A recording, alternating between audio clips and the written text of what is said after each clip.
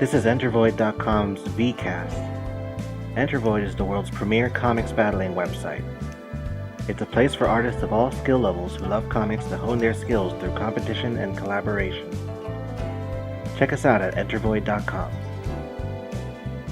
This episode was recorded on November 11th, 2018. So we're not allowed to laugh? Oh, you're perfectly allowed to laugh. Hello, everyone. Welcome to the reopening of enterVOID.com's VCast. I'm your host, Pyrasterran, and with me today are Shen. Hello. Heathen. What's up? And Bobo. Hey. Like I said, this is the reopening. There's been many versions of the VCast, and this is the latest one, the first episode. This is the best one. This is the first episode, and there's still a few kinks we need to work out. Hopefully they will get better as time goes by. And kink here. I'm fine with kinks. So how's that grilled cheese treatment? Oh my god. I was trying not to, and y'all did it. Bobo's eating a grilled cheese sandwich. I actually finished it. So no crunching on live television. Crunching? Television. Anyways, what are we going to talk about today, Mr. Pyrus? So, our first topic for this episode is going to be collaborations. Oh, good topic. That's where you work together, right? Exactly. That's where you work together. For those of you at home who don't know what we're talking about, it's when we get two or more artists together to make a comic together with their characters. That's cooperative. That's friendly. There's no blood being spilled. You can make bloody comics. I'm just saying. Yeah, but nobody loses. Everybody wins in a collab. Yeah, they weren't very popular back in the old days, but they're starting to grow a lot more popular as the community in general has gotten a lot friendlier, I guess you'd say. So, I'd like to know, what are you guys' opinions on collaborations and the experience that you had, and any advice that you can give for other artists on the site who are interested in collaborating? Well, just for a little bit of historical background, collabs have actually been around for a while. Originally, they were just done as each artist would take half of the total story, and they would post the comic as a comic battle, but each artist's comic would just be half of the story and they go together. And then more recently, as we've kind of organized the technical ability to create collabs, it's become more common to just create a single comic that everyone's attached to. So there's always been some of it, even though I think things were a little bit more competitive and combative back in the day. But yeah, personally, comics collabs are my jam. I really like the competitive nature of Void, and lots of times it's the tournaments that really get me going. But when I'm able to split up the work and come up with a story with someone else, it's just a totally different experience. It's like they say, two heads are better than one, and I feel like nowhere is that more true than in collaborative artwork. Mm-hmm. True that. Yeah, no, I was joking before. Actually, I agree. I think collabs definitely have a place. In fact, I'm looking to do a collab right now because I don't have the time and energy to devote to writing and roughing out and penciling and doing every part of my own comic.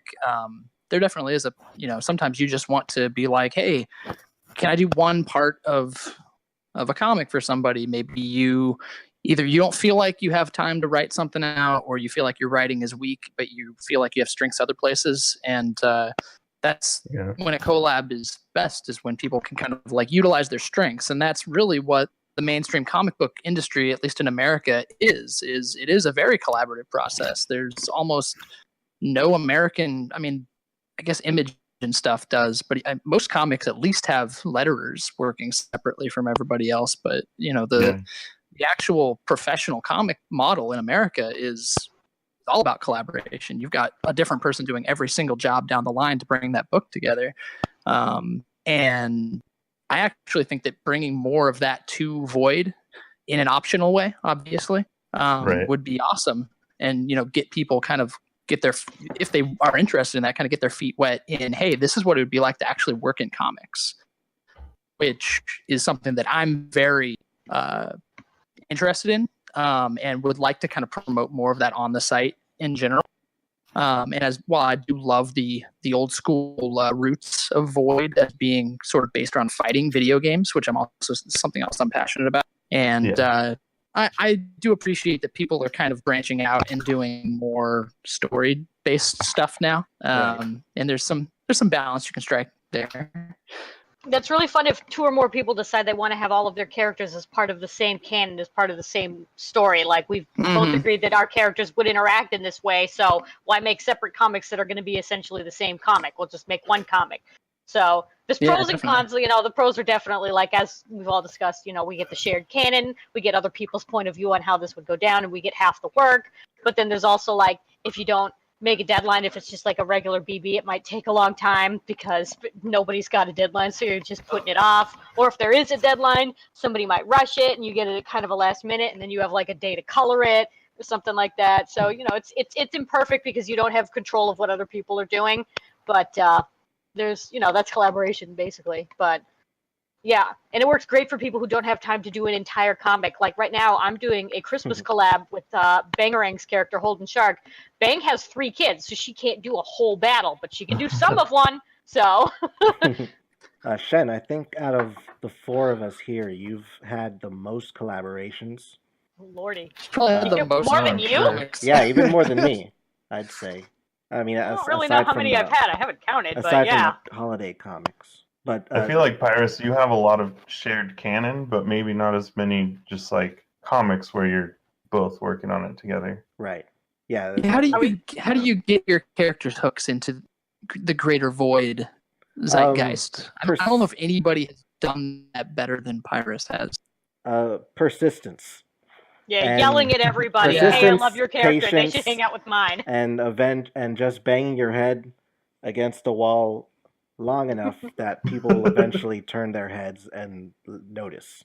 If you draw your character with their character enough times, eventually they're going to start recognizing the 2 of them as being together, and then everybody will.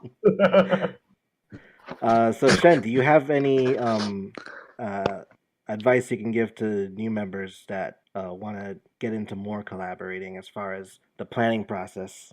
Don't be shy. Some people get really, I don't want to say anything to other people because they're probably super busy. I'd rather be the one who's approached rather than do the approaching. You can't do that. It's just going to lead to you being, you know, like doing nothing. You know, sometimes other people will approach you first, but sometimes if you have an idea and you're afraid that they might say no or they're too busy, it doesn't hurt just to be like, hey, what do you think of this? You know, or even if you don't have an idea, you're like, I'd really like our characters to do a thing. What do you think? And then you and them can slowly start spitballing. So don't be so shy, because I know we're all super awkward nerd people. But don't be shy to approach somebody if you would like to do a collab, even if you don't specifically know what yet. I think that initial conversation can kind of be the where you're testing the waters to decide whether you want to do a full collab, whether it's a really good fit. It's kind of like going on a first date. You talk to the artist, get to know their character a little bit better, see, you know, would one of my characters work a little bit better than with your character than a different one? So it doesn't have to be super high stakes, like I need to know right now if you will do a collab with me or not.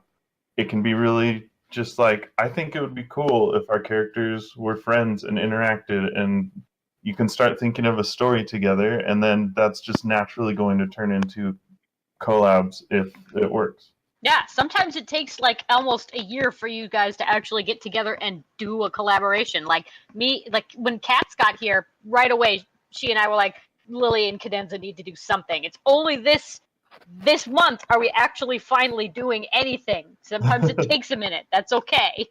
Yeah. Yeah, I think that patience is probably very hard to have, and I feel that because it's easy to. I'm almost the opposite way, where I'm like outgoing when it comes to it all. I'll hit people up and just be like, "Let's make a comic right now," and it's just like that's not going to happen. Like, you know, I have a free weekend.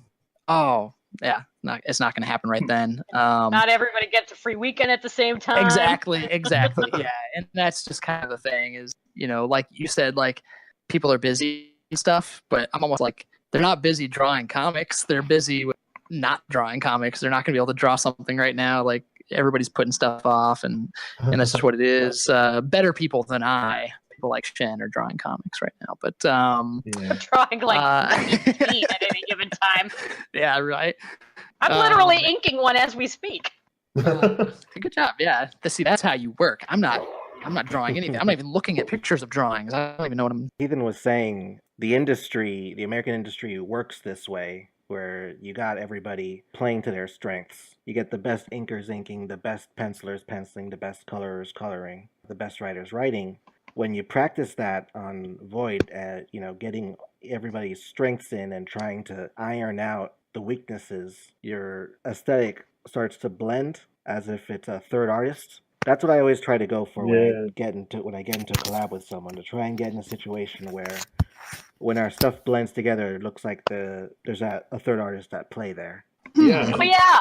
Oh my gosh! Like during our Armageddon, when we at the end got really tired and started collaborating, and we called it like the Seventh Defender. Yeah, yeah. People, we just started mixing and matching each other's inking and penciling, and it started making some new combinations there that were very interesting. Yeah, it's amazing how just different it really is, like a third person. Now that you mentioned that, like how different one person's inks look over another person's pencils. It is insane how different that can look. I never even thought about that. And it's funny because a lot of people they consider inkers inkers get paid less than pencilers, which I think that penciling is the hardest part of making comics.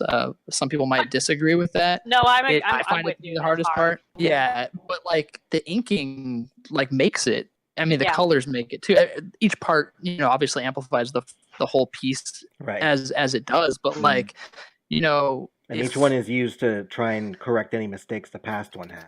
Yeah, and it's if you looked at just like Frank Miller's pencils on The Dark Knight Returns, you probably wouldn't even, you'd almost not recognize it. It's like Klaus Janson is probably what most people think about when they think about the artwork on that, and they don't realize that that's not Frank Miller's art, really. He drew half of it, but the inks are kind of the iconic thing, and the inkers don't get enough credit, which... For fear of quoting Chasing Amy, inkers give it depth. Yeah, there you go. You shouldn't be afraid of quoting that movie. Why would you be afraid of that? All right, so with that, we're going to move on to our next topic, the big event that's happening right now on enterVOID, the All Together Now tournament. Yay! All together now. I'm so mad because this is the tournament I wanted to join the most, the one I've wanted to join since I got here, but I've been so busy with the other comics I'm doing with Unlucky's and Hey Kitty that I was not able to join this one. So hopefully it comes back again one day so I can play. Yeah, I found a way to play anyway. This is the second version. Yeah, this is the second version of the tournament. It came out a while ago. I participated last time, I think, too. How'd you do? I lost in the first round. Who were your characters? It was Arena and Park, and it was a alternate universe. So it was a zombie island. That sounds awesome. Who'd you fight? I fought the artist who has Dreadnought. Drawdan is the name of the artist of Dreadnought. Drawdan. Okay. I may be wrong, but I want to say he was a member of PencilJack.com. I think he might have come over from there, because when I was on PencilJack back in 2005, when I didn't know about Void, I think he was an active member on there. And he's kind of got that penciling American superhero comic book style kind of stuff. Yeah. The champion of that last tournament was Ponbiki's artist, Alberto Rios. Alberto was so good. Alberto. I remember Jackster got really far in that one too. Yeah. So what are you guys' thoughts on the lineups that we have, and which teams in particular excite you guys? I may have a couple of biases. Yeah, really? Yeah, it's just do you have a character in every? Do you have a character in every match? Listen, maybe. We have some really cool team ups here, and I love how many people have kind of reached across the aisle to pick up characters that were other artist characters, but a lot of them have shared canon already. I was surprised at how many people are using other characters. I almost like misunderstood the event and didn't sign up because I thought I had to have 2 characters to enter, and I'm like, oh, everyone's using other people's stuff. Oh yeah, I don't know if that was that's a new addition that we added to this tournament. Yeah, it's awesome. Yeah. I love when other people, because I don't know if it's like this for you guys, but I tend to have more fun and more ideas writing my opponent's characters than my own character, and that may just speak to my character, I guess. Maybe I don't know what to do with them or something, but like I love writing other people's characters, and I like to make them the star of my comics. So it is really cool to see other people's interpretations of all these characters at once. Yeah, I am really excited for Jiko, Shi, and Capslock and Shift. They're I always love their interactions. Good team. Yeah. Mm-hmm. It's cool to see them in an actual tournament. Their styles are really cohesive. Yeah. Like the way she draws all of them, they look like they belong together, and I just like the way that she writes Capslock and Shift. They're great. They're a good fit. It's funny. I'm excited to see Zia and Silver and Grease together in the tournament. Yay! We'll talk more when we get to their comic, but that was a blast to read. I also am really intrigued by how Bartender and Gray are working together. Yay! Also. Yeah. That's definitely not something I would have predicted, and I'm really excited to see how that works. Izanami and Samira Williams also has kind of a similar interesting plot where they're connected by this magical force, and I think that's a really interesting twist that Fu threw in there. But yeah, almost every team up here is really fun to read, and all these comics have been entertaining, and I'm excited to see more. Yep, agreed. I've got a bit of a obvious bias for a couple of these, but I do think there's golly. I do think it's a lot of fun that I have 2 different spectrums here of it too, because Grease and Zia, obviously Skulls and I have been building that up for a long time. We've got several BBs already. So this is just continuing their canon. Bartender and Gray have never in canon met. It's something Mintley and I always planned, but never got around to because one of us was always too busy. And then this came up, and I was like, "You can use Gray if you want." And he's like, "Oh hell yeah!" So it's just we made it finally fucking happen. So I've got a little bit of they've never met, and a little bit of they very very well know each other. And they're gonna end up fighting each other, and you're gonna have. Oh my god! Don't curse me! Do Do not curse me! I do not know what I'm gonna do if that happens. I am also really interested in Samira and Iza because I really like this plot thread that Fu has going here. I know that Fu is the 2 of them are friends, and like Fu is a fan of Iza, but I was interested that she chose like these 2 like when instead of like Fool and Swan who have history together. So I'm curious where this is gonna keep going to. Oh, by the way, Abbas and Egg Dealer had so much potential. I really loved the idea of this, and I'm sorry that everything went bad and you couldn't completely finish your comic because it was going to be so good. Don't count him out yet, though. He's down by 2%. The fact that you got as much done as you did in like practically no time is phenomenable. Honestly, I'm happy that the gap is that small to begin with, and that people are enjoying. Yeah, that's what I mean. You turn in something that you feel like you could have done better on, and then like you see that people are responding better than you expected. Like, what else can you ask for? And yeah, it was funny. No, I actually, I mean, I don't think it's any secret that like I love Egg Dealer. I think he's awesome. He makes me laugh. I don't know if I should. I'll save it for later. I'm looking at who's on here. I feel like Bartender and Gray are probably the 2 that I want to see where they're going with that. I know I kind of commented on there that like it wasn't possibly presented like in the most dynamic way, but like I do like the story that they were setting up there. I liked the plot threads that were being laid, and I think that's probably the most interesting, like overarching. I kind of agree. There's something about the Bartender and Gray story that's really intriguing, and if they make it to the next round, it's gonna be exciting to see where that plot leads. So I think that's the one I'm most excited about right now. Other than Yep. obviously the amazing team up that is the great and mighty Abbas and Egg Dealer. Yeah, Naturally. I could come from behind and you never know. I mean, anytime Abbas is in a comic, he wins. So Whatever the scores say, Abbas wins. Pyrus will just get him to be a recurring character in someone else's round. Okay, so with that, we're going to move on to the comic reviews. And we'll be reviewing the comics that are currently voting, which means round 1 of Altogether Now and the Satari and Heratik battle. Yeah. We're trying something new for this VCast, where I'm going to be giving a recap of each comic before we start digging into it. It's something that I've seen in a couple of other podcasts that review stories, and it sort of like helps focus and engage the readers and the people who are doing the cast. So if you guys like it, let us know. If you don't like it, let us know. If you haven't read the comics yet, please do so. If you have already, or if you don't care about spoilers, here we go into the first one. Altogether Now is Bartender and Gray versus Gravediggers and Dale. And this is Minte's side. The enigmatic bartender summons the psychic Charlotte Gray to his residence. After a show of his immortality to prove his toughness, he convinces Gray to help him with an unknown task. Meanwhile, the undead Gravediggers have found a new source of income with showing off the extreme sports skills of Dale, the world's most radical strawberry. While pasting advertisements all over town, Dale's radical sense suddenly starts tingling, and he takes off with the Gravediggers close behind. They arrive at Bartender's establishment and discover Dale's original legendary skateboard on display.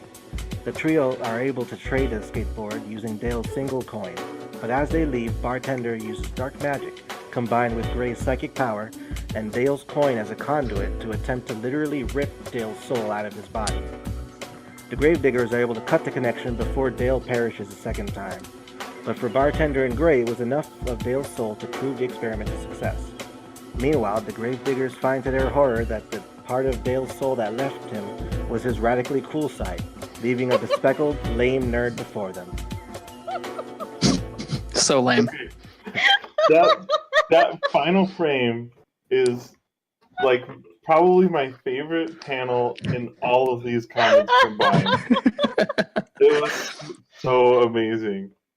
I'm a huge fan of Dale ever since he was first conceived. I think he's one of the most amazing characters ever brought to Void, and I love that he gets to be part of this tournament. And I think he works really great with the Gravediggers. They've all got a bit of slapstick comedy to them. When they were going around like slapping posters on random passersby, I was dying. That was so perfect. Yeah, this whole comic just like it really hit me. It sucks that it wasn't completely finished. I saw that Mintz actually like put in some extra effort to make sure that even though it wasn't going to be finished all the way, that it would be completely legible and that the visuals would be as easy to read as he could get done in that time. So I super appreciate that because I've had my own unfinished comics and I've seen a lot of other people's unfinished comics, and the thing that hurts the most when a comic isn't finished is when you can't actually read the story. And this one, I could still tell what was going on. And this is also, I think, a good example of when writing can kind of carry a lack of art quality, because the writing was so good that the comic was still really entertaining, even though the quality was kind of low.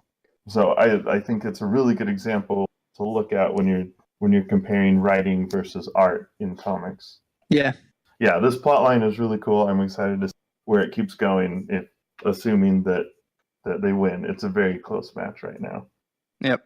I had commented that I kind of wish that he had just blacklined the whole thing with a color correct. I don't know how I feel about that. Maybe he tried it and the dialogue wasn't standing out as much or something, so he just didn't do that. I don't know, but like page 5, when the Gravediggers are introduced in the first panel, it gets really busy and it's a little hard to see like what's all going on with that, to where like just blacklining the characters I think would have probably been the best choice. Like maybe the panel borders and just the characters, and then leave all the backgrounds the color that they are. But I don't know what kind of layers he may or may not have been working with.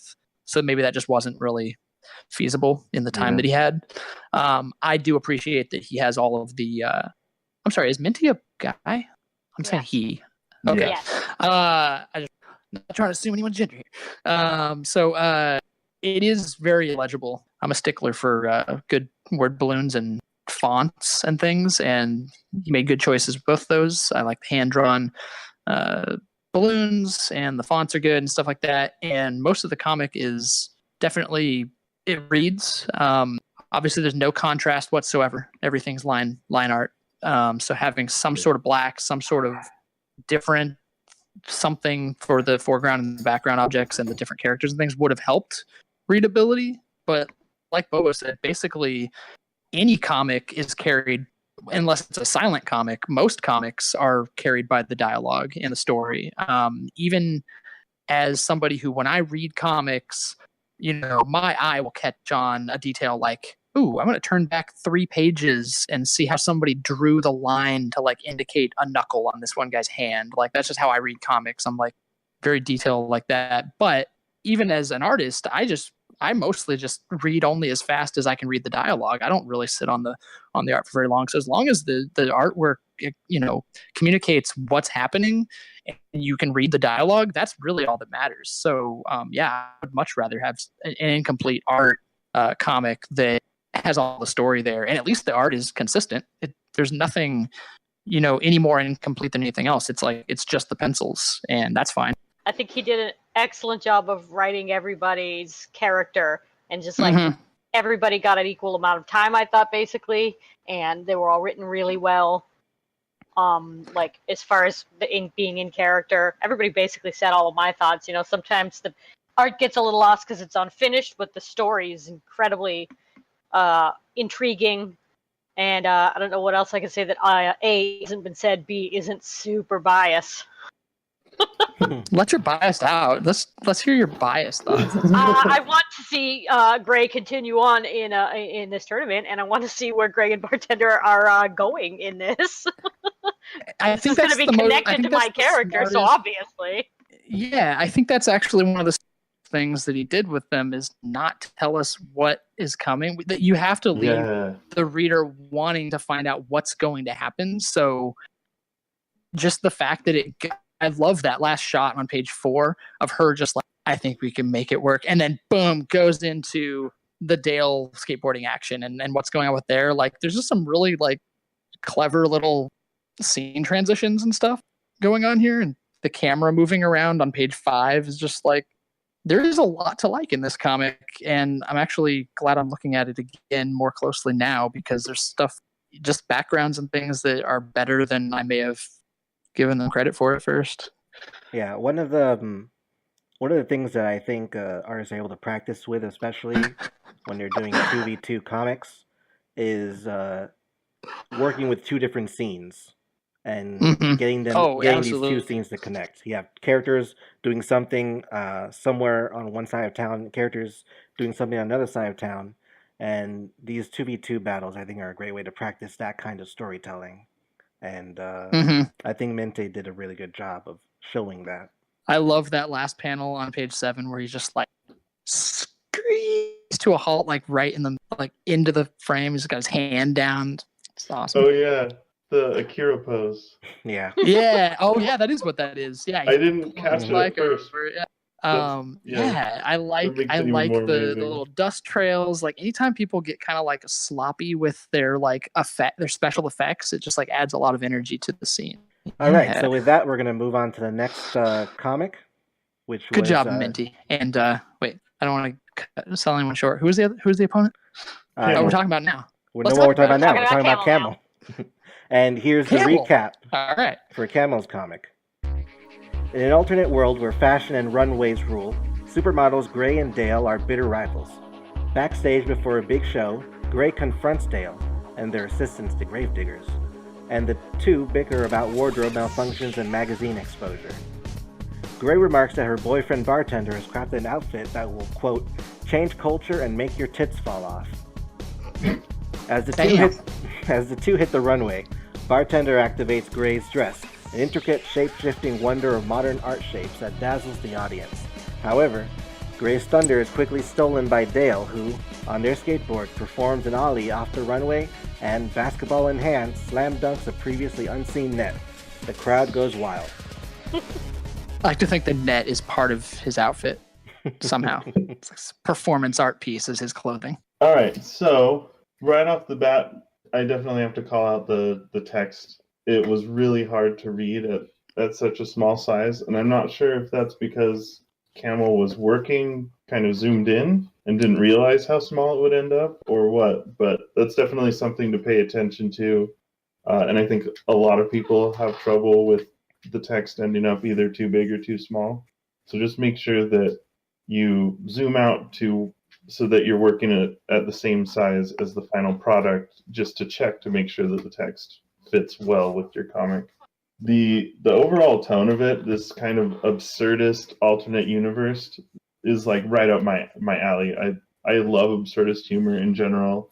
I think the Gravediggers plus Dale is just a perfect fit for that. And also putting it in a fashion setting appeals to me as a character with, as an artist with a fashion character. I've spent a lot of time kind of researching fashion and stuff. So I've developed an appreciation for it. And so that stood out to me as well. I loved the dresses or the outfits that were designed. I'm not sure if Camel just pulled those from an existing design or if he kind of made them up on his own, but they look really sharp. He had to have been just like on a runway model kick lately or something. Like, yeah, they're so good. They really look like they could be on a real runway. They're great. Yeah. Honestly, I don't think I gave that duo enough credit because now that I'm looking at it, they are really strong in both sides of the comic. So I think the Gravediggers and Dale, because they click so much, like it does seem like he should just be with them more. Like outside of this, I want to see them do more comics together because they really do work. The first thing, probably one of the biggest things about this comic to me is I really like the painter style. Does Camel usually do that? Maybe I'm not familiar enough with his comics. Is that something he normally does, or was he trying something new? He started off black and white, but he has been working with a sort of a painter look for a bit. Okay. Yeah, I like it. It makes me want to do it more. I know other people kind of do that, but I think the way that he also still uses line work is kind of more like what I would want to do in a comic that used that sort of technique. So yeah, it was very inspiring. There's actually some pretty low-key good like perspective stuff going on here. Like page 1, panel 3, it's got a good, worm's eye shot of the feet going by. I like that I like the style on those clothes. They're just showing the bottom half of those people and it's just like, yeah, look at those pants and those shoes. It's great. I like he just like completely threw like any kind of gender expectations out the window and just like made Dale a hot woman. Like that's funny. Or like just on a body. I don't actually know how Dale works, but yeah, he's just got a female body. I think it's hilarious. Good comic. It's funny. I love Gray's outfit at the end. The pants that make her levitate, like just like 3D printed or some kind of foam squares all over them. It's just they're great. And like Dale's got those shoulder pad wing things. It's fantastic. Just a very like I feel like this comic just did exactly what he was trying to do with it. Bartender isn't in this. Is he not? I was actually just looking through the pages like he's got 2 panels, 1 line, and he's never named. And being that Mintley is his opponent and technically not me, I actually feel kind of bad about that. Where is he? I'm looking at the pages now. Is he off behind the... He's the fashion designer. He's Gray's boo. Oh, is he the guy? He's never named. He's the guy in the white shirt? Yeah, I didn't even know that was Bartender. I thought there was some random guy that they were like clowning on. I didn't know why Gray was pointing at him. Okay. Ooh. I didn't know that was him. Bartender probably should have had a bigger role in this and been more in character. I don't know how to crit this. Oh, that's right. I didn't even think about it when I was. Yeah, you commented on the characterization of. But the colors are great. I love the way that that he painted it. I love the fashion AU. I don't even mind Gray being like the bitchy bully, like she basically is. You know, that's in character, but kind of just no painted cussing. like a horse a little bit, and Bartender's not really in it, so I don't know how I feel. Maybe they were like running with like a caricature of her. No, she does have a long face, so I get that. There's just like a lot of area between her lip and nose, and I'm like when you see it in is thumbnail. consistent, though. Like, oh yeah. I'm looking at But all it the might pages just now. be a She has character. a very long lip.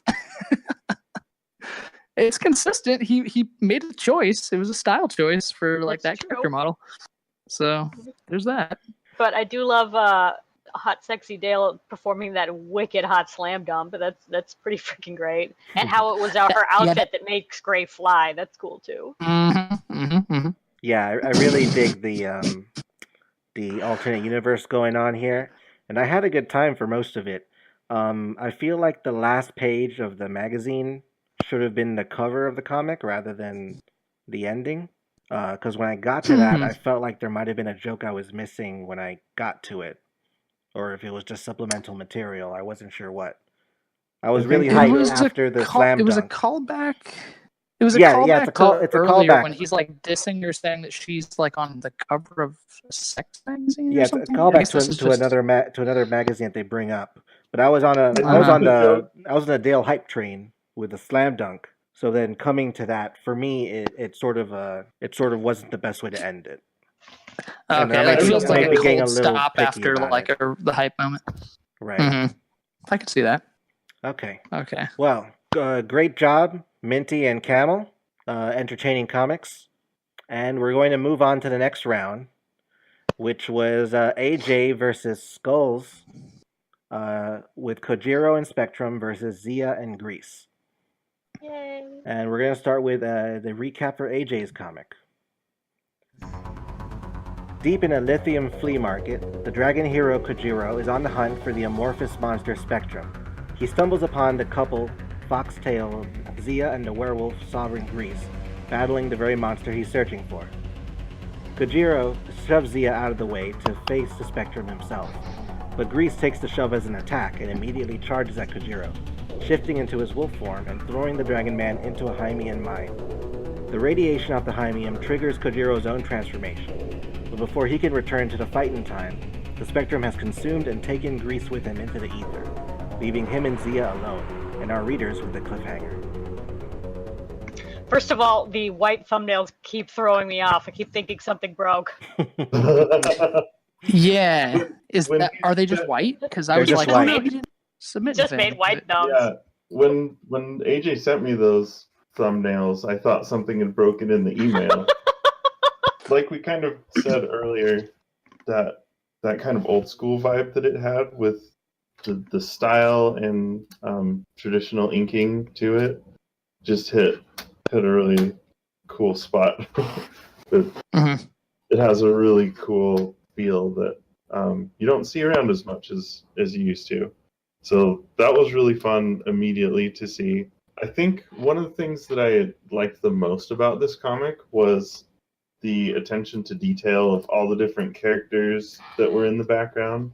There's just a huge variety, and then the attention to the backgrounds themselves. I know that this wasn't like 100% complete, and there's some spots where there really aren't backgrounds, but where they're there, it paints this really vivid picture of this area in Lithium and all the inhabitants of it, and I really loved that detail. On the point of the backgrounds, actually, they seem to kind of drop out after like page 3 or something. It just becomes like a nondescript cave where there is backgrounds, and like Bobo said, it's obviously he had to like kind of like, and I can relate to this, he had to kind of fill in the middle of the comic because the quality basically disappears, and then I think it comes back in the last couple pages. I'm not sure. Yeah, a little bit. There's some artists going on here. Do that. They start with the beginning and end, and the middle can may get sacrificed as a result. I feel it. I struggle with that a lot actually, myself. So I definitely don't dock too many points for that kind of thing, especially because it is there. He made the effort to like put it in there. I really like his traditional pencils. I think it's pencils. It might even be a ballpoint pen. But That I first think he might page, be. I really, it might be ballpoint pen. I wanted to see more of that, the weirdos in the background. Like he's got this great like Star Wars or like Farscape kind of thing going on with these characters on this first page with a little recap, which I love. I love when people give a little story rundown, especially because I'm not familiar with his characters. Yeah, just like really great background stuff going on here and detail and stuff. And this is basically just like a straight up kind of action comic. There's some cool like intrigue going on with the Spectrum kind of consumes grease, right? And like, Yeah, I think it takes him so away. I imagine he would be a symbiote or something, and then he's like kind of Venom-like. But so yeah, I was kind of wanting to see where that goes. Shen was right when she said it earlier. He freaking draws the hell out of grease. He loves drawing some werewolves. It's very obvious. His werewolf grease is badass. He's a guy that I always want to see more stuff from, and I feel like we're kind of kindred spirits in that he's like he's got this ambitious like thing. He's trying to do his best with the art, and he just probably runs out of time, and he just doesn't manage the time properly or something, or the ideas come too late, which is a problem I struggle with. I would like to see him maybe go for like half the page count and just try to like limit himself in the length and really go full bore on the art and try to like challenge himself to fit a story into a small space. I agree with that. You guys should fight. We should fight. I want to fight him. Fight. I want to fight him. I'm coming for you, AJ. So yeah, like I said, I freaking love how you draw Grease. That's awesome. His werewolf form and his half transformed form is so cool. The quality does I jump liked how he up was and down a bit. Yeah. I love while I'm on page 8, the close up of Zia's eyes is really pretty. Yeah. Yeah. I feel like Zia doesn't get to do nearly enough stuff, but that's okay. No, but because she you have four looks characters. great. Yeah, it's tough to Characters do that. are She looks great. great doing nothing in this comic, though. She's like there to add drama to the action. She's lots of great poses from her and stuff. She's adorable. Not many people know this. AJ was my first opponent. Oh, when really? I first entered Oh yeah, I saw that comic. It was Void Reno. back in 2010, 2009, 2009, Memories. or 2008. I don't know. Wow, that's so long ago. Yes, it was Arena versus Kojiro. It was my first battle, and it was his first battle. That was sort Aw. of like weren't they fighting on like sort of a Cell Games or like a Yu Yu Hakusho style like That was on big AJ's or side. something? Okay. On my side, I think it was Arena going crazy because she was crazy back in the day, and he was the victim of that. But it's great to see him continuing even after all this time. He was gone for a while, and I missed him. And it's great to see him back here. I hope he keeps making more comics. Mm-hmm. Yes, It's come always back and great. fight more. Fight Heathen. Yeah. Yeah. Anyways, I need way more super foreshortened dragon guys flying at the camera. Just panel 2 on page 8. Page 8 is just a great page. Yeah, there's some great foreshortening poses that he's got. Okay, so with that, we're going to move on to Cracking Skull's side of the battle. And here comes the recap. Get our skulls cracked. Zia and Grease are at a bar, bored out of their mind. They decide to make a wager involving starting a bar fight, but no matter how hard Grease tries to antagonize the patrons, everyone is just too mellow for his rage. He next tries to get Kojiro riled up, who starts to quickly recognize Grease as the wanted murderer the Void City police are looking for. Fortunately for Grease, they are interrupted by the attack of a spectrum.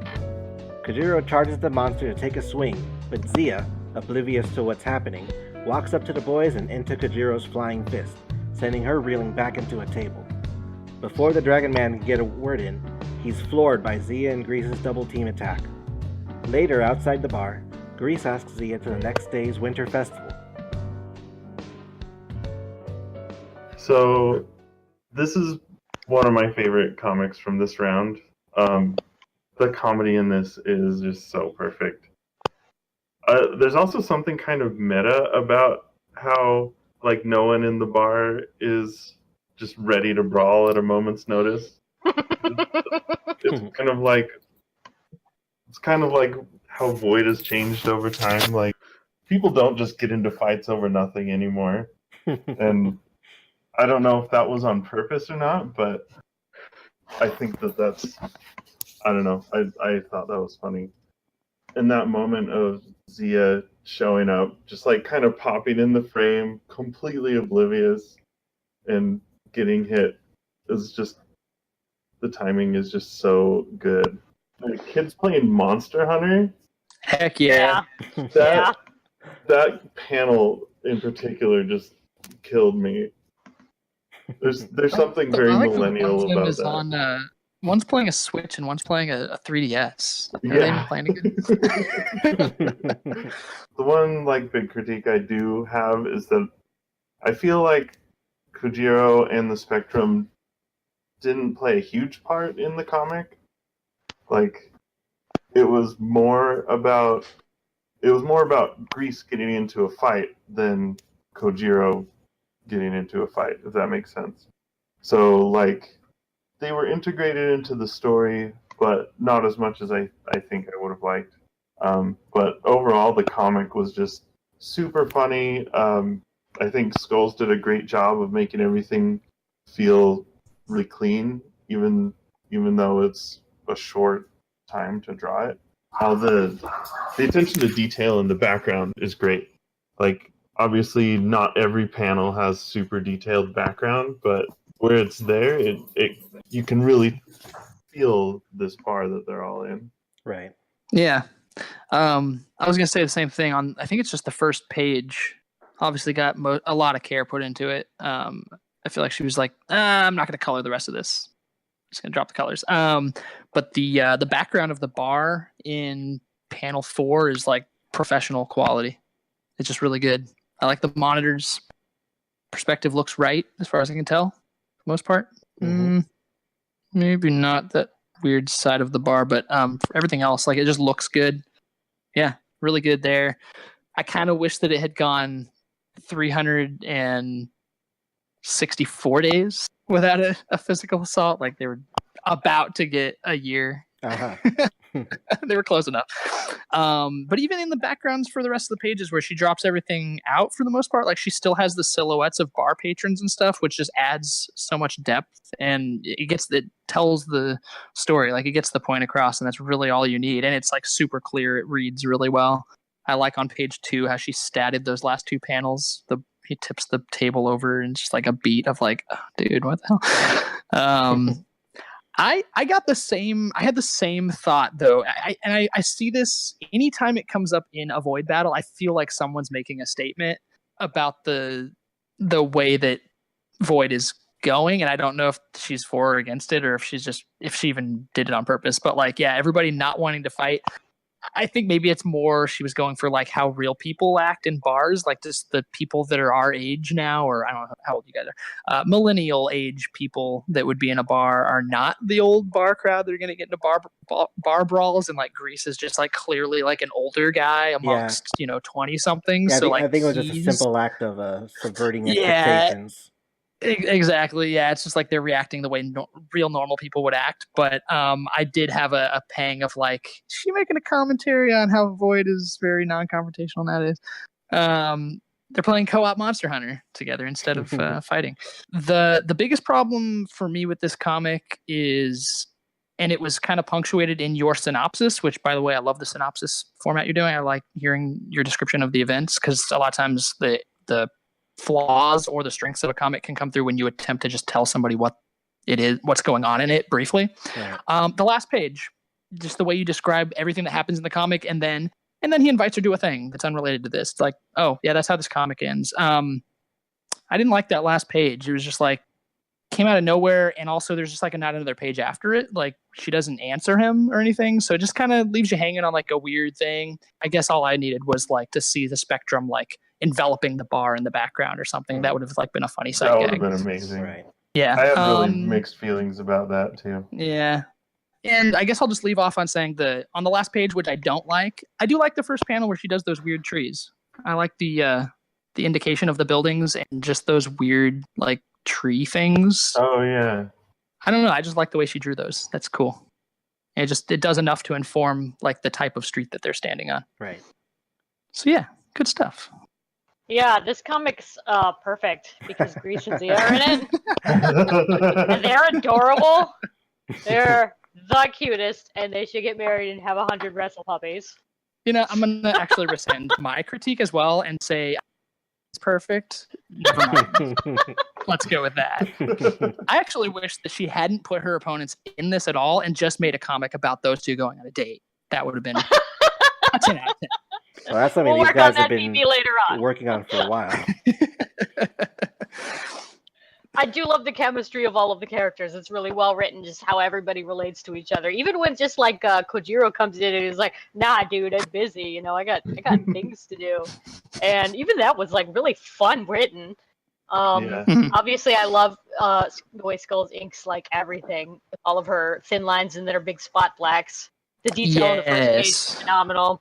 Yeah, I do wish the more spot happened. blacks. Yeah, she does great inking with the spot blacks like that. You know, silhouettes. It never feels empty, even when she doesn't really have time to finish it. So that's good. I do wish the Spectrum had done anything after, or appeared at all after Zia got punched right through him. He just sort of vanished. But, you know, then a suplex happened, so obviously it's the best comic ever. I don't know. Y'all said basically everything, all of the good creds. You know, I want to see in this instead was the Spectrum just like is like, well, I don't know what's going on. He like goes to the bar and just orders a drink. Like he's not even there to fight. Yeah, my favorite humor was definitely Grease trying to get people to rage with him. And It's so good because you're like, everyone's just not he's just having gonna go punch somebody, and it's it work. works. It's And nope. like everyone here says, works on a lot of levels. It works on meta level. It works on a simple subverting of expectations, basic comedy rule there. And like folks brought up, I do have a problem with how the action just basically stopped. And then at page 9, we're doing something else entirely. I'm guessing it was in an ability to complete, having to pick the pages that mattered most. It's possible that there may have been more that was going to happen, but yeah. I just want to point out, like, looking at the thumbnails for her comic, like it's a really good example of how useful silhouettes can be. Like if you're looking at the thumbnails, just there's a lot of stuff. I'm looking on a tablet. I'm not even looking on a very big screen. In the thumbnails, there's pages that just read really well. Like page 4, you can see her or him like slapping Grease's hand away and stuff like that. That wouldn't even probably come across as clearly if she hadn't taken the shortcut of using a silhouette with no background on that panel. And it just there's a lot to kind of learn from looking at the way pages read that way, to where sometimes going with the least amount of effort is the best way to convey the scene. It's really interesting and something that is way harder to do than it looks. Yeah, and especially with paneling here, when it comes to the craft of the paneling, there's few people that are as good as Skulls when it comes to this. Did she go to school for sequential art or anything like that? She went to school for animation. Yeah, like many of the folks, she went for animation, and she's working in animation. So she's practicing her art skills daily. It shows. She went to the school of hard knocks for her comics, which is yes, yeah. All right, so way to go, AJ and Skulls. Entertaining, good comics. Yeah, definitely one of my favorite matchups of the round. And now we're going to move on. TDK and Fukudo's battle, which is Cars and Meridia versus Samira and Izanami. Yay! So let's start with the recap for TDK's comic. Yeah, good luck. Well, you'll be surprised how much information he put into just 2 pages. Here we go. Meridia's professor, the Lich known as Cars, has been reduced to a talking skull from the events of Magic Mayhem. With his pupil by his side, they attempt to gather the ingredients to restore his body. Leaving out a hunk of meat with one of Meridia's magic electric card traps, they manage to snag the corpse of the young were-hyena, Samira. But nearby, the young woman Izanami has witnessed a murder and shouts for help, leaving our readers on a cliffhanger. Cars losing his magic and becoming just this skull on a folded piece of paper was one of my favorite outcomes of Magic Mayhem. And for some reason, when I got to this comic, I'd completely forgotten about that.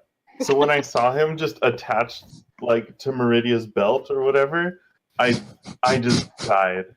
I absolutely love Cars with his glasses and his just being a skull now. Like, everything about that character is amazing, and that was really fun to have that reminder when it came in. Obviously, the comic's not finished at all, and there's not a lot to it, but I really want to see more Cars. He's great. And I like the dynamic that he and Meridia have going on. I'd like to see more of that. Indeed. Yeah. I'll be honest, I'm not that familiar with Meridia. So I can't really speak to a whole lot of what her character's been up to or what I would like to see from her. But yeah, no, I like that. I like what he did with Cars as well. I don't know. I haven't talked to him. I'm guessing people know that he's had stuff going on or something, because like usually his comics are like 25 pages long. He just like makes these huge comics, and I always love seeing TDK's just crazy Metal Gear Solid big stuff. Every now and then he has a penchant of forgetting that he's in a battle. Yeah, and yeah. then he'll I get you. He'll crank out something like this. Yeah, which again, like, I mean, he's got lots of good, like, I think this is another one of those cases where I don't know if I've seen anything like fully inked from him recently, but like his, obviously he's drawing digitally, but his pencils have some good energy. He's got some really good poses and stuff going on, even just in these 2 pages that are all we have here. Like, I really like the way she's like sitting cross-legged. Her expression's great. Like, I don't know. I like TDK's stuff. I always want to see more from him. So, yeah. Tough luck. Better. You don't need luck, TDK. Just do your thing. Yeah, I would have liked to read this comic. That's it. Sums it up quite well. Yeah. For me, I want TDK to bring some direction with Meridia, the character specifically, because last time I recalled, she's dating Satin, the serial killer. Mm-hmm. Oh. So yeah, that's what I heard. That's one plot thread that's happening. I But don't then think there's Satin's a serial killer anymore. She turned back into one. She turned back into one. Great. Yeah, she's doing it. She's doing it again. Yeah. You got to scratch the itch. You can't just not be a serial killer. You can just, But yeah, that's going on, and then there's this plot that's happening, and it sort of feels like sometimes it feels like TK is not sure what to do with Meridia. She always seems to be jumping from place to place plot wise. So I would like to see a more consistent thing happen to her. Is she one of his characters? Meridia, yes. Yeah. Okay. I don't know if I've read any of her comics. I need to go check those out. Obviously I can't comment too much on it. It's just 2 pages and it's incomplete. But like Shen said, I would have liked to have read more. Keep bringing more comics. Just finish this one. Just post it. Just do it. Yeah, that's true. You could finish it. Not many people actually finish the comics that they incomplete. All right, so we're gonna move on to Fukudo's side now, and here comes a recap. This might be one that I have the most questions about. All right, it's well, very let's intriguing. see if the recap helps you. At the Broken Halo, Izanami's former co-workers recount her sudden and uncharacteristic leaving. Meanwhile, in the graveyard, Izanami is digging, looking for a specific grave, but is suddenly caught by one of Meridia's trap cards and surrounded by Cars and his disciples, who've been looking for the culprit responsible for a string of grave defilings. Izanami suddenly starts acting out of sorts, and Cars soon realizes the girl has been possessed by another spirit. But before exorcism preparations can be made, that same spirit takes over Izanami's body and fights back, freeing herself and incapacitating Cars. This is the spirit of Samira, who had returned to defile the corpses of her enemies and settle old scores. Before Meridia can avenge her master, however, she is attacked by the walking dead as zombies rise from the open graves upon the witching hour. As Izanami escapes, Meridia vows to have her revenge one day. So, because of the unfinished parts of this, I did get a little confused during the comic, but I went back and forth and read it, and I feel like I was able to get the full thing. And the thing that I liked the most about this was all the dynamics between the characters and the shift of Kars and Meridia catching this person who had been digging up graves, and then Iza like crying out for help, and them taking her into consideration and everything, and then Samira comes out and beating everyone up, and then Meridia tries to stand up to her. It's just really cool character interactions, and I think Fu wrote that really well. I got confused at first about when it switches to Samira. I didn't get that Samira had like possessed Iza. I thought I just missed some plot point from a previous comic, but I eventually figured out what was going on, and I think it's a really cool working these two together into a story, and the kind of cliffhanger that we get left on definitely makes me want to know what's going to happen next. I was a little confused about why is Samira the were hyena? Yes. Mm-hmm. Yeah. Okay, because that was one of the things that I couldn't follow. Is like, wait, who's who? Why does she have scales? And then on page 6, I guess that's when she's possessed. She has her scars and her eyes, and she looks very much like the telltale mark is the eyes, Izanami. especially.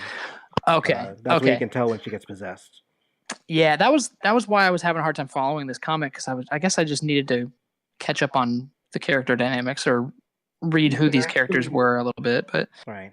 Well, this is also the first time this has actually happened between them. There's no comic that informs this possession. Gotcha. Okay. I'll have to read this one again later and like look more into it and maybe hopefully appreciate this comic more. Because the scaly face thing, I was like, isn't she? I don't know what's going on. Also, is let's see, is the other character wearing Kars' skull? Is that Meridia? Is she wearing his head as a mask? I'm not sure if she was wearing Kars' head as a mask or if someone else was, because there were other people who were also wearing skull masks. Oh man. Okay, so I'm gonna. It is a little confusing. Maybe I'm off here, but that would be like a huge failing of this comic if that's just that confusing for somebody. Maybe I'm just dumb or something. I don't know what's going on with these characters, but I was lost about like who was who a lot. It is a bit difficult to discern how many characters are in this scene. Mm-hmm. Yeah. And the way that they're drawn is very, and I know it's rough, especially like page 5, you've got close-ups of people's faces. One of the things that, who's the artist for this? I'm sorry. Fukudo.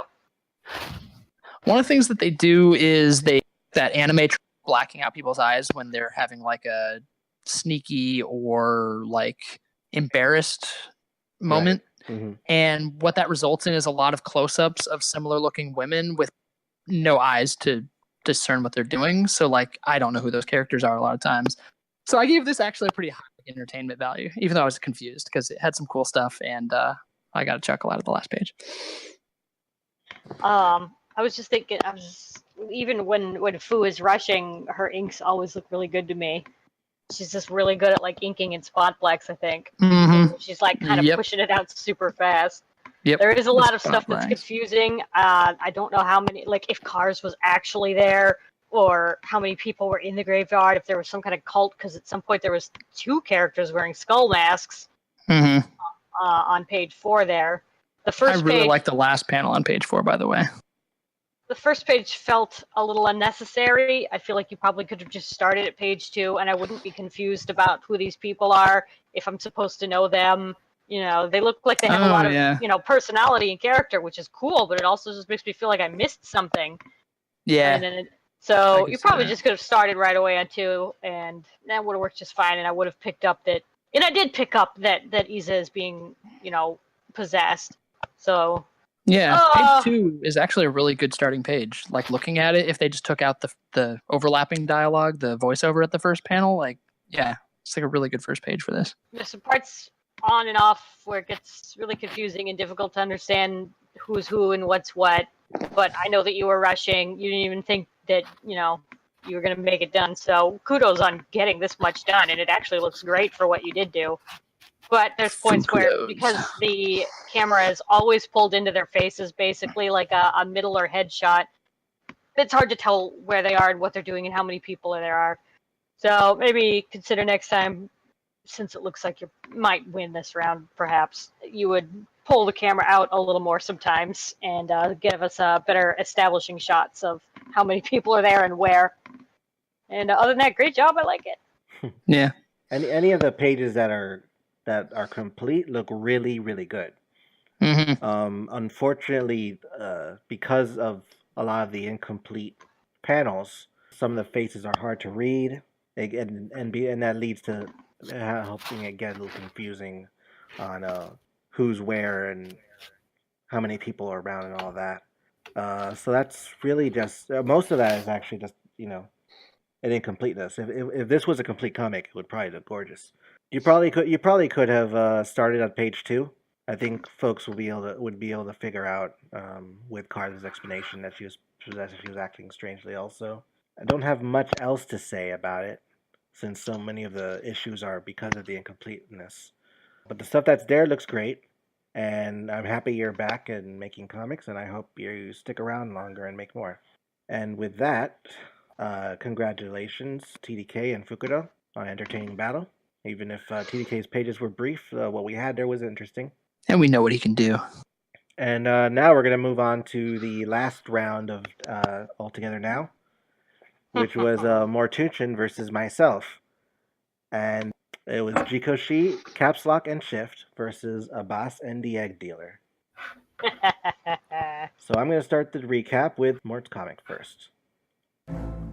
The Egg Dealer, an eclectic magic man with an obsession for eggs, has inexplicably hired Jiko and her robot friends Capslock and Shift to help deal with a haunting in his lavish, luxurious mansion. Finding portraits and paintings of completely different people, however, Jiko is suspicious of whether the Egg Dealer owns this house at all. As they explore the mansion in the dark, they're followed by a djinn, the self-proclaimed great and powerful Abbas, and the true owner of the house. He attempts to spook them out with poltergeist-like answers, but between Shift's egg puns and their overall oblivious nature, nothing seems to be working.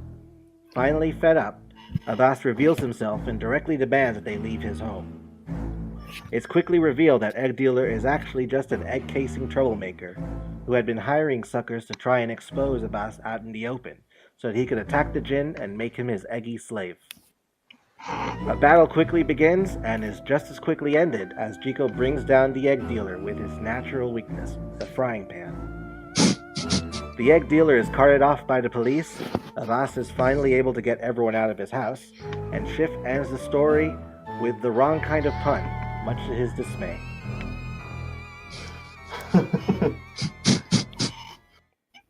So, Shift's puns were amazing.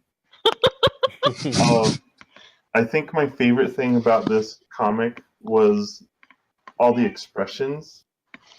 Thren did a really great job with the expressions, especially on page 3, that third panel where everyone's responding to Shift's first pun, and Oh yeah. And Capslock is like kind of disgusted, and Jiko's like trying to hold back a laugh. That just shows those 3 characters' personalities so well, and I love that. As That's always, like Egg Dealer's line right there. Ha, you're my favorite. yeah, so great. As always, Thren's coloring is so good. I love the mood that she sets, when they're inside the house, and then as they're fighting, and then as they're back outside the house, they all have very specific moods to them. That is, I think, one of Thren's biggest strengths. I liked her use of silhouettes in a lot of places. It helped keep the focus on the right elements and separating. There was lots of good foreground and background playing together. I think on page 6, the silhouettes kind of worked against her. It kind of took the emotion out of Abbas confronting the Egg Dealer. But in most cases, the silhouettes just really added.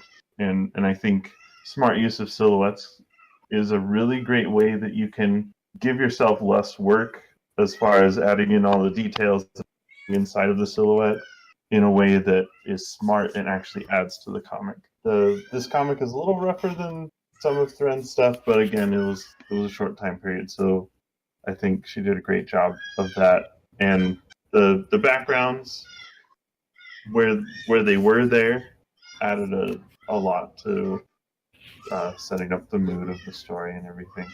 But yeah, the comedy of this is great. Those puns were perfect, and I think on which one is it? The one on the top of page 7 is just timed so perfectly. So, congrats on that, and I just love these characters all the time. I want to see more of them forever. Yeah, no, I like that this comic is basically just he stopped. Basically just a character piece. The plot is just kind of a place to hang these characters on, and I can appreciate that because I like the way that she treated Egg Dealer. I don't know, she made him like cute, which is I guess to be expected from Thren, but like it's fun to watch Jiko's like boobs get bigger and bigger for every page. Like every time she draws her character, her boobs are just like bigger. You can tell she's exercising like so much restraint every time she draws anybody boobs. It's like I made that too. Did I go too far? No, I'll cover that up a little bit. Really good expressions, like Bobo was saying. Like lots of great faces. I love when Abbas shows up on page 5. He just looks magnificent. His eyes are so awesome. I love the way she draws glowy eyes and anything glowing. It looks awesome. He looks very intimidating there, which is obviously played to comedic effect because he immediately looks like an Animal Crossing character in the next panel, which is great. She can do backgrounds. She does them where she needs to. It's a dark house. You don't have to draw backgrounds all the time. Some like, general perspective issues that she probably knows better than just she's drawing digitally. Thren, use the perspective ruler. Hit a 1-point perspective for that first panel on page 2. Follow those lines, and boom, there you go. Your bookcase isn't going to be going away from your painting. Other than that, though, like I love the way she draws all these characters. Yeah, the plot's just obviously a reason to get them together. This is one of those comics where she's not trying to set up a next round or anything like that. She just rolled with an idea and like got the dialogue going, got these characters working together, and I'm okay with that. Good stuff. My favorites are the first joke and the last joke. The first one where Egg Dealer is drinking yolk out of a flask. I love that. And the last one where Shift just gets the pun completely wrong, which I've never seen him do. And it was amazing. I was like, oh, that's wrong. That's somehow hilarious. The reactions to that, too. Jiko, everyone's like, it's okay. It's all right. Yeah. So, yeah, that was my favorite bit. The colors are a lot more rushed. The backgrounds are a little rushed. Like sometimes there's no backgrounds at all. Like there's a background in the beginning and in the end, and that's basically it.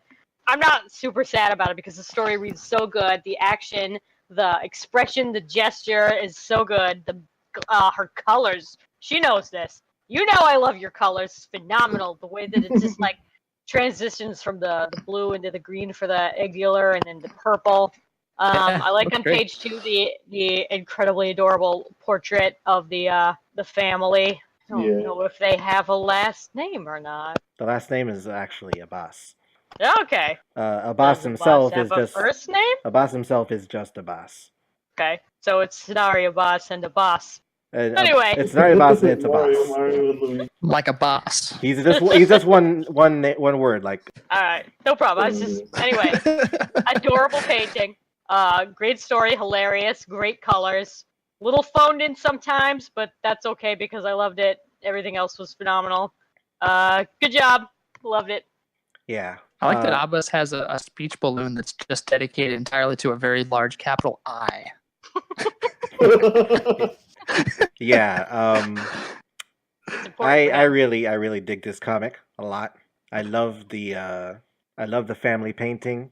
Everything that being biased here, everything that was done with the boss has been great.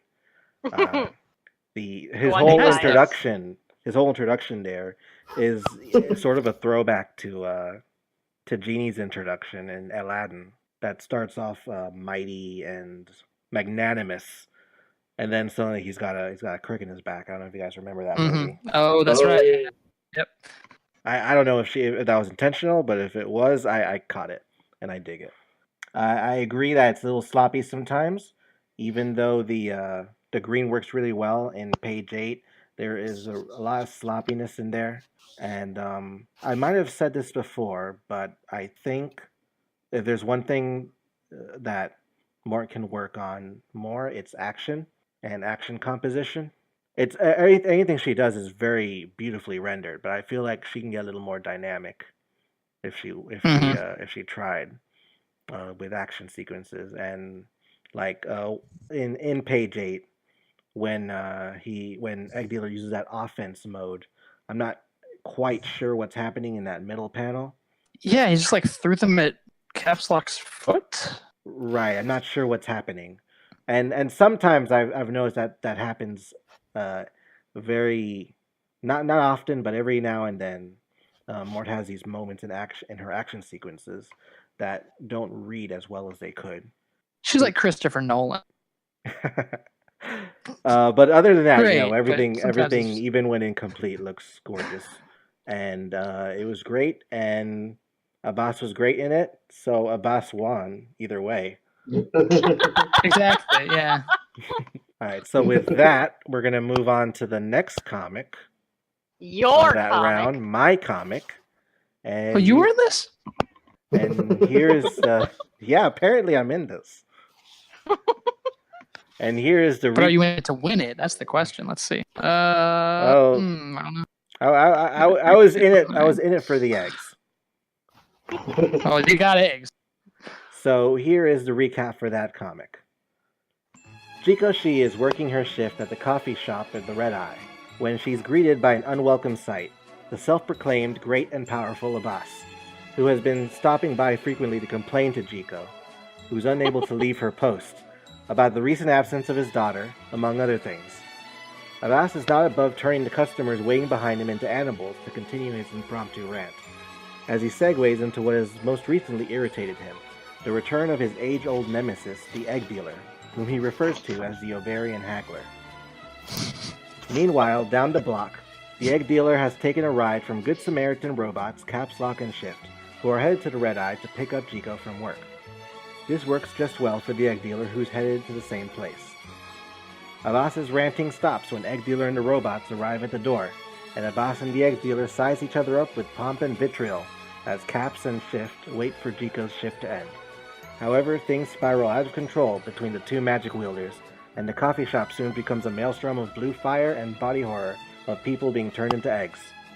Despite this chaos, Jiko refuses to leave until her shift is up, since, having no hazard pay, she won't get paid for the day unless she completes her entire shift, and she needs that money, because of reasons. Her robot friends agree to stand by her for the remaining 5 minutes of her shift, and as the shop is half ruined and the city itself falls to the chaos of Abbas and Egg Dealer's psychotic wizard battle, Capslock is transformed into a large egg-shaped robot while Shift is morphed into a young tiger. Nonetheless, the trio manage to last the 5 minutes and get Jiko's pay deposited. They quickly head off in their car as the city burns behind them, reflecting on the power of friendship. The comic ends with Jiko purchasing Reasons, a tampon brand. I really thought the body horror you were referring to was going to be Egg Dealer's chest hair. Unfortunately, I wasn't able to render the chest hair. Yeah. Neither Egg Dealers nor Abbas's, because they both have chest hair. This is man. It's got those like '90s Leonardo DiCaprio chest comics going on. So obviously, some stuff was going on, and you weren't able to completely finish this, which lowered the art a bit, but it was still an entertaining comic. I love this. I love that not only does Abbas go into this random cafe and start complaining about all his problems, but he goes into the exact same cafe twice to give the exact same rant. Yeah, that definitely elevated the humor in that. I love when Capslock and Shift show up, and they're like, "What's going on?" And Jiko's just like, "It's just another Tuesday, Caps." I feel like, yeah, that's kind of Jiko in a nutshell. Is everything is crazy all around her all the time, and it's just another Tuesday. I do feel like the comic focused a little bit more on Abbas and the egg dealer than on Jiko and Capslock and Shift.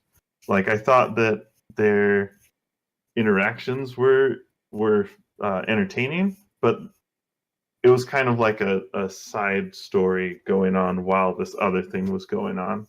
Like, the comic is still good, but I guess I would have liked to see a little bit more of them all interacting directly. I loved that punchline at the end. The second time reading it cracked me up even more. Also, taut and virile you couldn't have picked more perfect words for the egg dealer to say about himself. It made me uncomfortable in the best way. Really entertaining. I hope that we get some more finished Pyrus comics because you always make great stuff. I doubt we'll ever get any more finished Pyrus comics. He's known for never finishing anything, especially when he only has a day to do it and he just cranks out a freaking... This is more than 4 pages. Yeah. Oh, yeah. Long page. I don't know if you're experimenting with this. I know you've done a few of these comics this way. It works really well for the internet, and I like that you're playing with that format and not limiting yourself to, the standard comic size. Yeah, because we are on the internet, which definitely works in your favor. You can use weird formats like this, and you don't have to worry about page turn mechanics and pacing in that way. I mean, obviously it still works, but you don't have to worry about facing pages and things like that. I actually read this on my phone the first time, so it was perfect. Yeah. Does this fit the screen when you're on a phone? That's a big question for me. How well does it fit? But okay. Yeah. It reads great. Yeah. I can't get over how disgusting Jiko looks after she reconstitutes herself. Like the blood's still on her, all over her. It's like it's horrible looking. Is that why she's buying a tampon? Is it just for her face? Oh God, no. Sticks it in her nose. That would be she'd use a towel for that, I assume, or just change her clothes eventually. Yeah, I like that she has to change her clothes. I almost really like. Yeah, it's gross. It's pink. It's not even red. The blood, it looks like serum. It's disgusting. Just make it red, for God's sake. Why'd you have to do that? It's horrific. I love it. Yeah. I don't know. Major critiques, just knowing that you did. Did you do this in a day? I did not do this in a day. That was my bad. That was a rumor spread by Shen accidentally. My bad. Via hyperbole. It was done in 2.5 days. I took half a day to... It's not much better. Still super. I took half a day to come up with a story and sketch it out, and the very last 2 days to do as much as I could.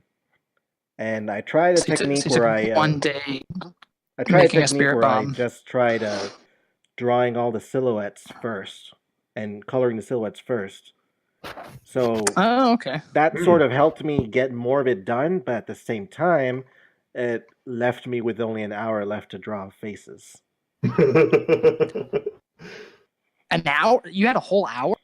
Oh my God! I had an hour left to draw all the faces that are there. I thought it was way less than that. I thought you drew this like literally with a minute left. Either way.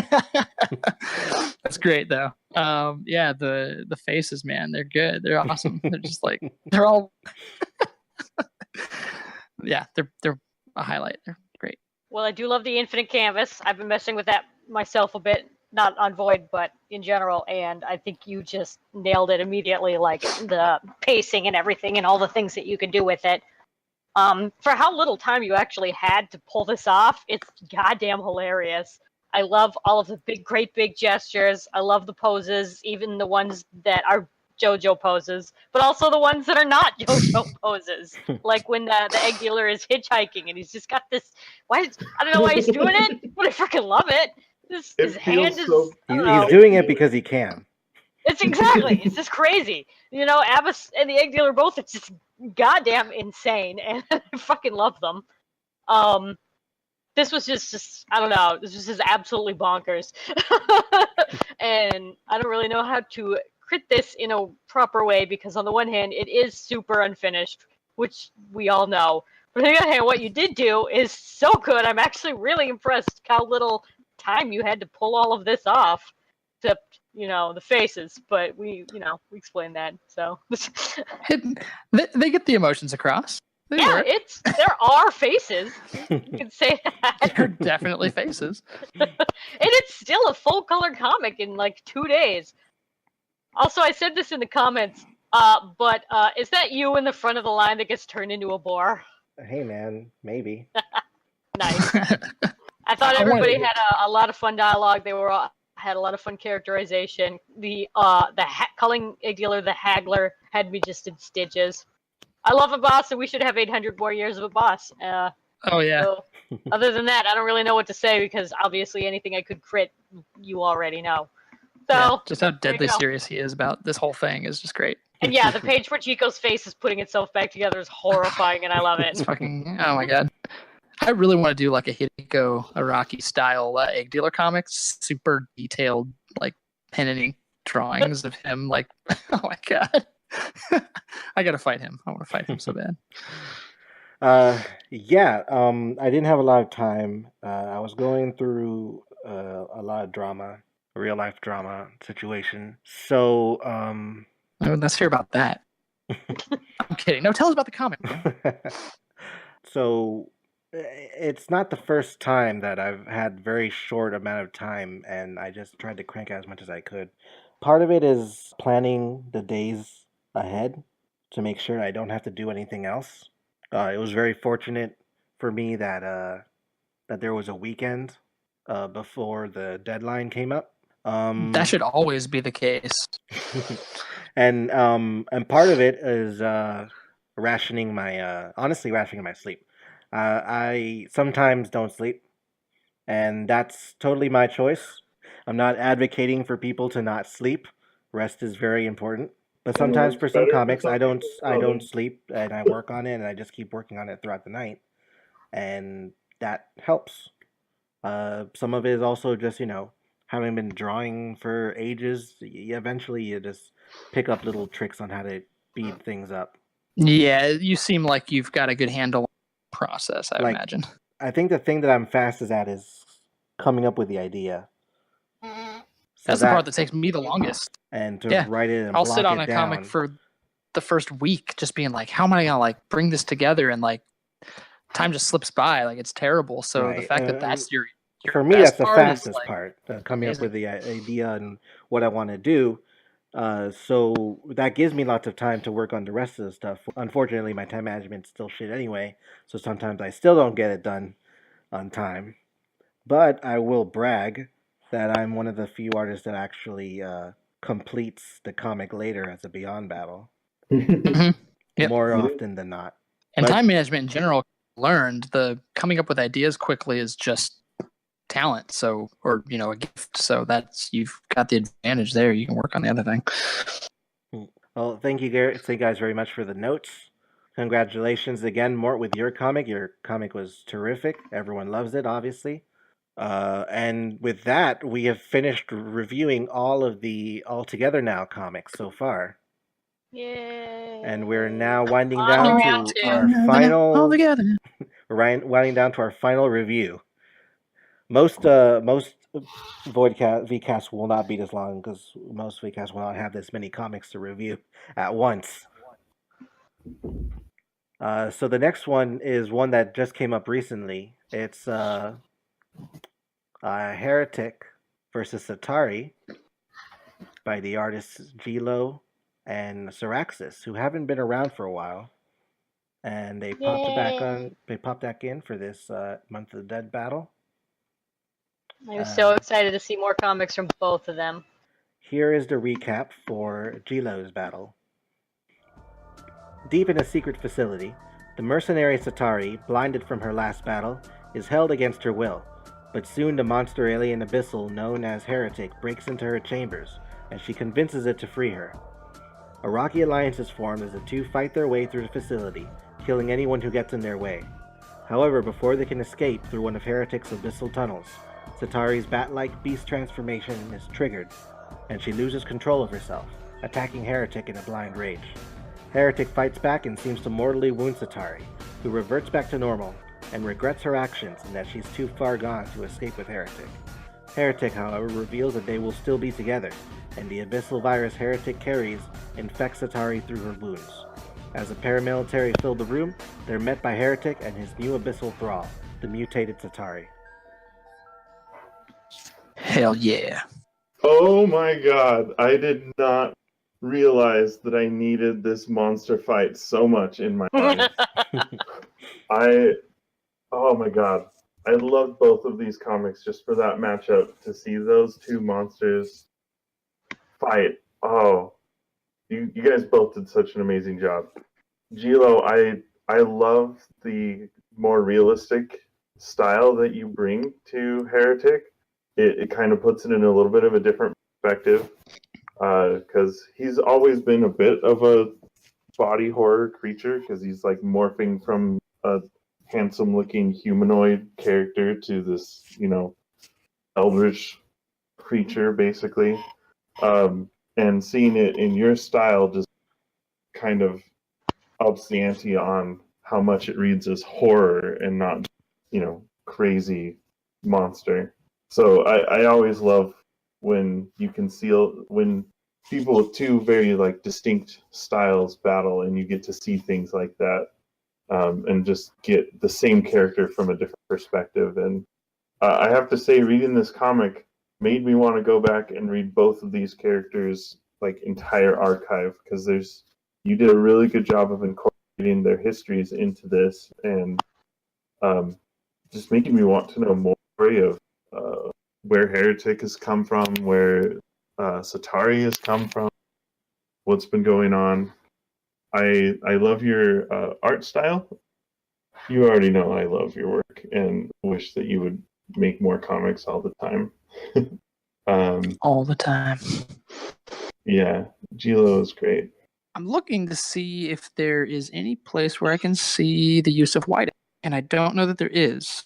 So what I want to say is, oh yeah, no, he's doing some stuff. She? She. I think Gilo's she. Yeah, whiteout on Heretic's body at some points. The reason I'm looking is because obviously it's all traditional, which is great, and I'll take messy traditional art over sterile digital art pretty much any day. But there are some gutters that are a little bit rough and stuff like that. And oh yeah, no, I take that back. The whiteout is in full effect after page 5 when they get into that weird crystal formation stuff, whatever that thing is. Mm-hmm. That stuff was awesome looking. That background, it did a lot of work. It didn't take really much to do all that, but it looked really cool. I really liked the way that was done when everything goes kind of black and you've just got those white kind of lightning-y lines going everywhere. That was really cool. The first page or two where they're in the vent, or he's in the vent, he's looking down, just some minor cleanup stuff. You can just see through the ventilation the grate. I don't know why. You could have just erased that or whited that stuff out. Maybe you're running out of time. I mean, you're working on 14 pages here. Is this a 2-week battle or 3-week battle? That's pretty 2 awesome. weeks. Yeah. So, I can't fault too much there. And you got I know something she was concerned about in comments for this comic was her pacing. And I really feel like the pacing was probably a strong point in this comic. I thought she did a really good job with that. And again, I'll take a good story over your, artwork being perfect too. So just because the ventilation thing is just sort of head scratching, why didn't you fix that? But it doesn't matter. You get the point. You can see he's in the ventilation shaft, looking down through the thing. It tells a story. It's fine. But yeah, I think my biggest feedback for her would be the pacing. It was good. So good job. I love the traditionals. I love all the heavy blacks. I love the sketchy, messy brushwork. I love the monsters, the monster fight, the detail in the monsters, faces and fur and, tentacles and teeth and eyes. You seem to have the most fun drawing these monsters. I can tell, and it's amazing. Lots of great horror in here. Some places look a little empty. I really like. I'm just like kind of scrolling through it here, like Heratik tearing up the floor and then going underneath. A lot of really cool detail stuff. Just, I love seeing your stuff, and I want more. 100 more years of it. I didn't quite completely understand at first, basically until Pyrus' recap, what happened at the end there, and that it was Satari that is got the Heratik virus. I thought it was just Heratik again for a second, but now I can see that there are some bat wings going on. Looking twice. I feel like that was, I don't know if that was me reading too quickly or if there's like some kind of issue. I'm going to blame me on that one. I'm pretty sure I just misread that. Anyway, yeah, I don't know what to say that everybody else hasn't said. I just want to see 100 more years of Gilo comics on the site. So come and battle some more. Yes, please. Give us more of these sexy spot blacks. Yeah. Yeah. Gilo continues to be one of my favorites.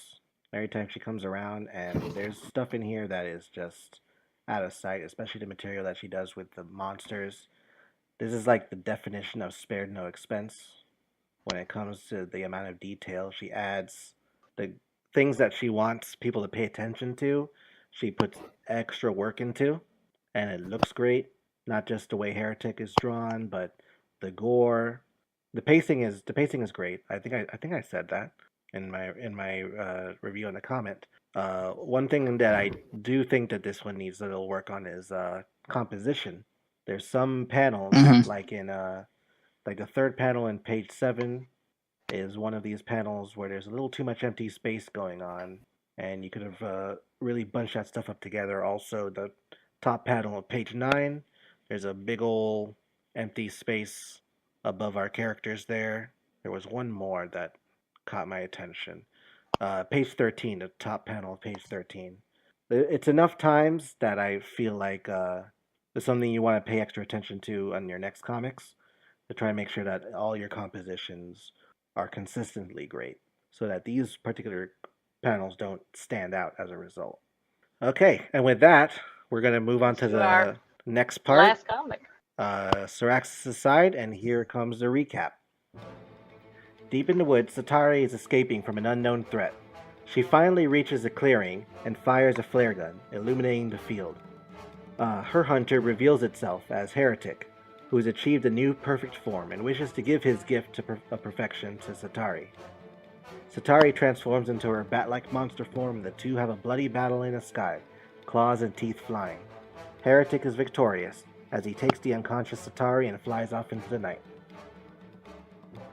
So once again, this is the monster battle I didn't know I needed. It's really cool to see these two styles next to each other. I've always been a big fan of Syraxis' style. And yeah, I'm a huge fan of Syraxis' inking in particular. Like, the really fine line work that he works with is something that's not something I think I could ever do. It just requires so much precision. So I have mad respect for that. And I love Heratik as a character, and as a monster design, he's amazing.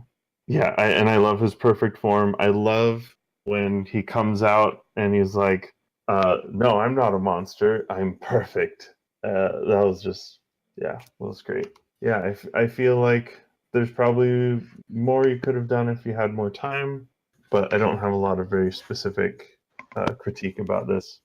I think the thing that's most striking to me about this is that it looks like screenshots from some awesome like Flash animation. I don't know. I assume he's just using Photoshop. I don't know what he draws with, but yeah, like a lot of the. I mean, there's a little bit of just nitpicking here, I guess, but there's a little stiffness in like the panel in the pose in page 1 where she's jumping over the tree.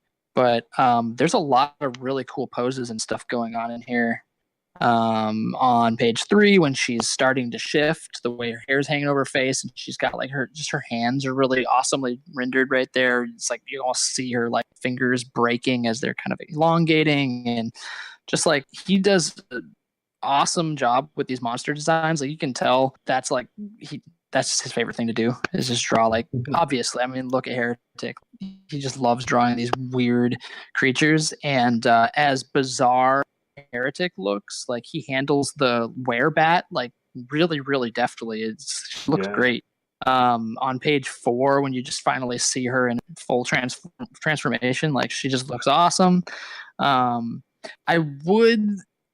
The thing that gets me about his artwork is that it can come off a little too flat, and some of that is either just a poor camera angle choice or the patterns that, or the textures that he's using.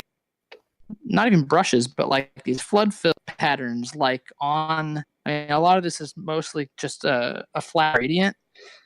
So while I do really like the outlines, the line work has a lot of like good shape and texture to it. It doesn't have any volume for the most part. Like her bat face does kind of, but like the rest of her body is completely blank and that sort of thing. So like having more like wrapping kind of line work to sort of foreshorten and overlap things would help a lot. The trees having that texture over them, it just makes them all like very completely flat. So I don't think it's much to ask to just kind of work on that sort of thing. But other than that, like if this was moving, it would be absolutely beautiful. Like it would be really awesome to see this in motion. And yeah, Siraxis, if you're looking for shortcuts, man, look into using silhouette. Like we've mentioned some of these previous comics, like what Skulls was doing and some of these things, like you can really effectively save yourself time, effort, and everything, and have a page that looks better for it by using just completely black and so I think that's something that I would like to see you experiment with, is silhouettes in comics going forward. Siraxis, I missed you. I missed your comics. I missed Heretic like a whole bunch. I really love this red line work for some reason. It's just like it really stands out in an interesting way. Yeah. I think it just makes the character, because I know you've got some dark characters on a dark background, you know, and that's really hard to get right when you want to have characters who like are or wear a lot of black, and it's also a night scene. And I think this is a really creative workaround that's really kind of gorgeous to look at. I love the monster designs. I can tell that the big monster fight on page 5 was basically what you were here for, which I don't blame you, because it's awesome. There's a lot of really cool. That's what I was here just monster faces and teeth and claws and blood and oh god, Heretic's cool opening mouth face thing. I really like this interesting gold texture you used on all of his I don't know, talons, his accoutrement. I think it's a mosaic effect. What? I think it's a mosaic effect. Yeah, well, whatever it is, it looks freaking neat. So it's kind of just a really creative art style. I could see what Heathen was saying in that some of it looks like it has a good outline, but not much form in the middle, if I had to crit. But I really just am just so happy to see you back and see Heretic that I am very forgiving. Because I just really like seeing cool stuff, cool monsters. I love this perfect form. I love how Heretic's like, you know, just complete attitude is just completely changed from he used to be just kind of this weird, shy, awkward thing, and now he's like, no, I'm amazing now. Mm-hmm. Will acknowledge how great I am, and you should fight me. Fight me at www.enterVOID.com. I don't have a proper crit because I'm just sort of gushing. Perfect form, Grease. No, it's gonna be gray, dude. Neon hell. Oh yeah. We're gonna make the glowiest goddamn battle. Amazing. I follow every Heretic comic that comes up, because I really want to battle Heretic. Yeah, because dude. As a fellow monster lover, I really need to get a fight in with him. Siraxis has done 2 monster fights so far. This is just being the second one, and both have been excellent. I think as far as the comic quality goes, I really feel like this is a step up from his previous work in a lot of ways. One being that even though it's dark, it's not the level of dark that some of his previous comics have been, to the point that it was essentially unintelligible in some panels. I think the red outline definitely helped with that. I think he's learning a lot of tricks here to sort of make up for some of his weaknesses. and I think that's definitely the way to go. Even his backgrounds, as simple as they are, haven't looked as good as they do here.